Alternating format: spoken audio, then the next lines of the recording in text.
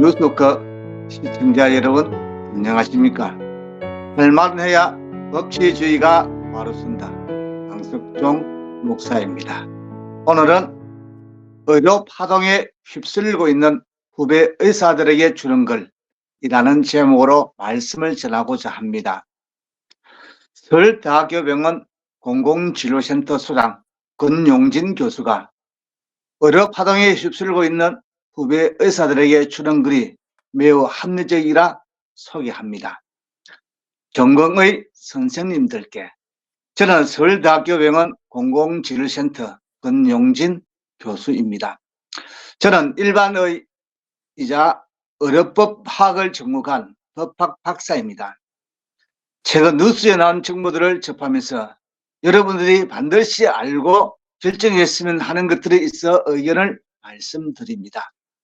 현재 상황은 어떤 변호사도 명확하게 자문하기는 어려운 상황인 듯 합니다. 정보를 조각하면 다음과 같습니다. 첫째, 투쟁의 지도부가 없다. 각자 개인이 결정한 사직이다.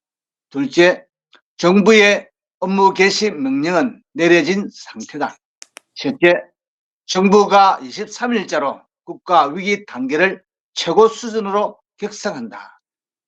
이 중에서 제가 가장 걱정되는 것은 정부가 위기 단계를 최고 수준으로 격상한다는 뜻입니다. 이는 정부가 상당한 수준의 권한을 행사할 수 있는 근거가 됩니다. 정부는 주동자에 대한 인신구속 및 강력한 행정처분을 빠르게 집행할 것으로 예상됩니다. 또한 피해에 대한 한시적 권한 부여 등 위기 극복을 위해 시행할 수 있는 정책들을 시행할 것으로 보입니다. 이것은 협박이 아니고 단지 사실일 뿐입니다. 제가 우려하는 것은 다음과 같습니다. 첫째, 주동자 구속과 별개로 여러분 중에 상당수가 행정처분을 받을 수 있습니다. 행정처분은 기록에 남게 되고 그 기록은 향후 여러분이 의협을 그만둘 때까지 따라다니게 됩니다. 특히 우리나라의 의사 면허를 가지고 해외에 나가고자 하는 분들에게는 치명적인 제약이 될 수 있습니다. 외국에 취업을 하려 할 경우 그 스탠다드 레터를 요구하는데 그 소리의 의료법에 의한 행정처분이 모두 남게 되기 때문입니다. 지난 20여 년간 의료계 투쟁에 앞장섰다는 분들은 형사처벌은 받았지만 김재정 회장, 한강수 회장 두 분을 제외하고 의료업에 대한 제한은 받지 않았던 것으로 기억됩니다. 둘째로, 제가 아는 법학 지식으로는 여러분의 사직이 인정되더라도 현행 의료법에 따른 처벌이 불가피해 보입니다. 우리나라는 다른 나라와 달리 헌법 제36조 제3항에 국가의 보건 책무를 명시하고 있는 국가입니다. 이런 명시적 조문이 없다면 업무 개시 명령이 국가가 의사들의 직업 선택의 자유를 지나치게 침해한다는 위헌 소송에서 승소 가능성이 높겠지만 이 조항으로 인해 국가가 책무를 다른 나라들에 비해 강력하게 인정된다는 점이 그 가능성을 낮출 수 있다는 점을 알고 의사결정을 하시기 바랍니다. 전공의의 근로조건에 대한 경우는 민법 660도 제2항의 근로기준법이 적용되겠으나 여러분의 정상적인 사직 절차를 밟지 않고 사직서 제출 후 바로 병원에서 나갔다는 점이 중요한 쟁점이 될 수 있습니다. 즉, 여러분의 행위가 단순한 사직으로 해석되기보다 목적을 위한 행위로 해석될 가능성이 높아 의료법상 행정처분을 받을 가능성이 높다는 점을 고려해야 합니다. 의료법상 행정처분은 여러분이 병원으로 돌아오는 것과 무관하게 적용될 것입니다. 또한 우리나라의 의사면허 제도는 면허를 가진 사람을 보호하기 위한 제도가 아니라 국가가 무면허 의료 행위로부터 국민을 보호하기 위한 제도라는 것을 상기할 필요가 있습니다. 이런 점을 감안해 보면 극단적으로 말해 우리나라의 의사는 국가의 보건 사무를 대신하기 위해 면허를 받은 사람이라고 표현할 수 있습니다. 이런 법률적인 특성은 우리나라가 일본으로부터 독립하면서 법 체계가 급하게 만들어졌고 그 이후에도 국가 주도형 발전을 해오면서 급조된 법률 체계의 한계라고 볼 수 있습니다. 이런 특성이 현재 사회적 특성과 맞지 않지만 현행 법률이라는 점을 받아들여야 합니다. 결론적으로 의료법의 업무 개시 명령에 대한 위헌 소송은 할 수 있으나 이길 확률은 낮아 보입니다. 실제로 의료계 선배들이 무엇인가 해줄 것이란 생각은 잘못된 생각입니다. 저는 노무현 정부 시절 의사협회 상근이사로 일하면서 약대 6년제 학제 연장 반대의 시위를 주도했다는 이유로 교육부로부터 고발당해 벌금형을 받았었습니다. 의사협회로부터 받은 것은 소송 비용과 벌금을 내준 것이 전부입니다. 의료계 선배들이 해줄 수 있는 것은 아무것도 없습니다. 여러분 스스로 결정하고 피해도 여러분 스스로 책임져야 합니다. 다음은 여러분의 갑작스러운 사직에 대한 선배 의사이자 교수로서 의견입니다. 한번 생각해 보시기 바랍니다. 세대가 다른 여러분들이 사회적 통념과는 다른 병원의 특수한 근무 환경에서 근무하면서 괴롭고 고통스럽다는 점을 잘 이해하고 있습니다. 먼저 살아온 선배로서 이런 현실을 물려주어 미안하기도 하고 안타깝기도 합니다. 다만 이런 현실 또한 세계에서 가장 빠른 성장을 이루고 있는 대한민국의 자화상이라는 점도 여러분이 이해해 주길 바랍니다. 제 생각으로 전공의라는 직업은 세 가지 정체성을 가지고 있습니다. 의사, 피교육자, 근로자입니다. 각각의 정체성에 따른 여러분의 갑작스러운 사직과 병원을 떠난 것에 대한 생각입니다. 첫째, 의사로서 전문성에 대한 법적, 사회적 청구는 면허를 받은 개인의 행동을 무한적으로 인정할 수 없습니다. 따라서 의사단체가 정한 의사윤리지침은 직업성의 기준이 됩니다.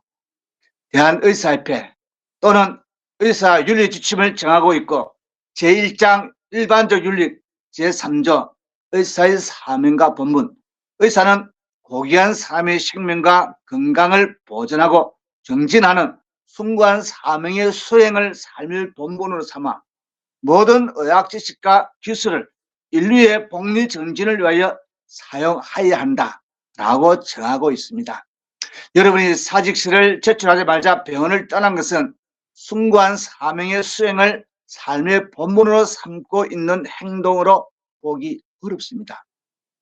또한 윤리적 원칙에 입각해서 보더라도 여러분의 행동으로 인해 중증 환자들의 수술이 지연되고 있는 이상 정치적인 이유로 병원을 떠났건 개인적인 이유로 병원을 떠났건 떠날 당시 여러분이 의사였다는 점에서 그런 이유가 나쁜 결과를 용인할 수 있는 충분한 이유에 해당한다고 보기 어렵습니다. 둘째는 피교육자로서 여러분에게는 스승이 존재합니다. 이것은 동료로서 관계와 다른 예의를 요구합니다.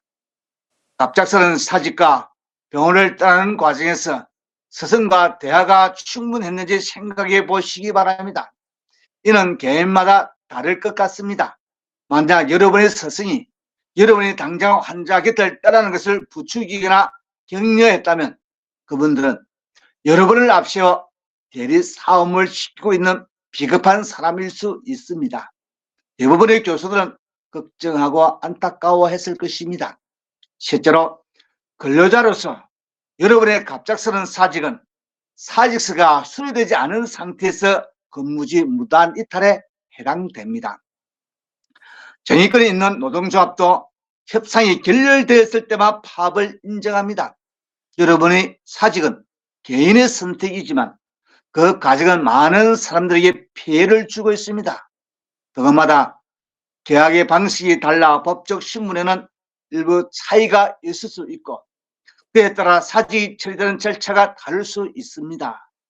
제가 말씀드리고자 하는 것은 일반적인 직장인으로서 사회 통념을 얘기하는 것입니다.